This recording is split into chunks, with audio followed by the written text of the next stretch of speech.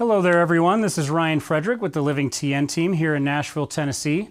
Here to give you 5 crucial steps I believe are necessary for any first-time home buyer to have success purchasing their first home.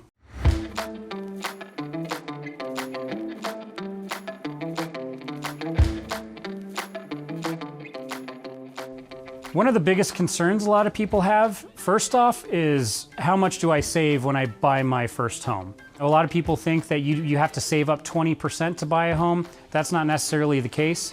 With FHA, you can put down as little as 3.5%. With conventional loans, you can put down as little as 3%. Now, when it comes to the closing costs, the national average is between 2 and 5%. I usually recommend that my clients save on the high end of that, just so that when we're going through this process, there aren't any big surprises and that we're not scrambling to come up with cash at the last minute. A lot of the time we end up at the closing table and it ends up being less than what we saved for. The cool thing about that is now you have a nice chunk of money to start making your house yours. Go buy a TV, go get a couch, that sort of thing, so that you can start really enjoying your new home.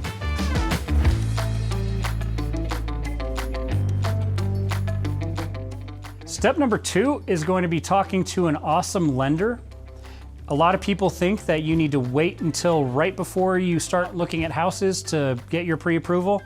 I recommend doing it well before then, especially if it's your first time going through this process, just so that you have a really good understanding of what price point home you'll be approved for, what your monthly payment is most likely going to look like, and let us know of any issues that arise through the pre-approval process.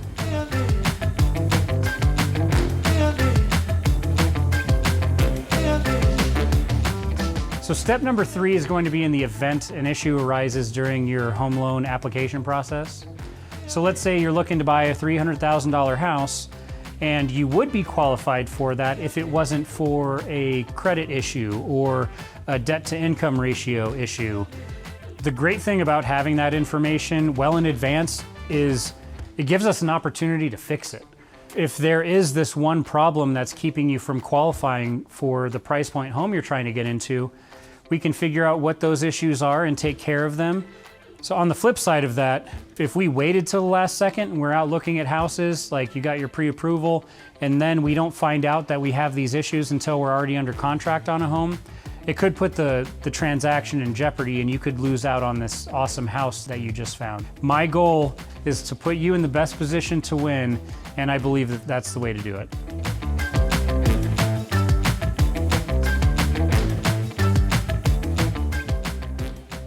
All right, we got our closing costs accounted for, our down payment, we talked to an awesome lender, and we took care of any issues that arose during that process. Now it's time to sit down with an awesome real estate agent that you know, like, and trust, and come up with a good game plan in which you're going to attack finding you your next home, and also how you're going to structure offers when you do come across the house that you want. Now, if we were talking a year ago, it's a very different conversation. We'd be talking about how we position you in the best light for multiple offer situations. And today, being that it's a more balanced market, buyers have a little bit more leverage. So we could be talking about sellers paying some of your closing costs, buying down the rate on your loan. You just have a lot more leverage in today's markets. So this is the opportunity to come up with that strategic game plan on how you're going to organize your efforts, how you're going to structure offers, things that you're going to expect to ask for whenever you do submit an offer in on a house. And once that's all taken care of, it's on to number 5.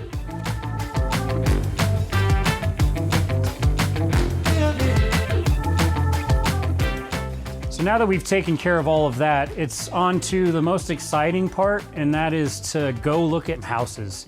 We did everything that we needed to properly. We got your pre-approval, you've saved up enough money, we've taken care of any issues that we had, and we came up with a solid game plan with your real estate agent. And with all of that, you can actually enjoy the process of going out and purchasing a home. A lot of times people get really stressed out during this time because they're scrambling trying to get everything in order. But if we took care of everything ahead of time, we just get to enjoy it. You get to bask in the process of becoming a homeowner and really take it all in. Real estate is one of the biggest wealth building investments that people make in their lifetime. And it's very rewarding for me getting to be a part of that process.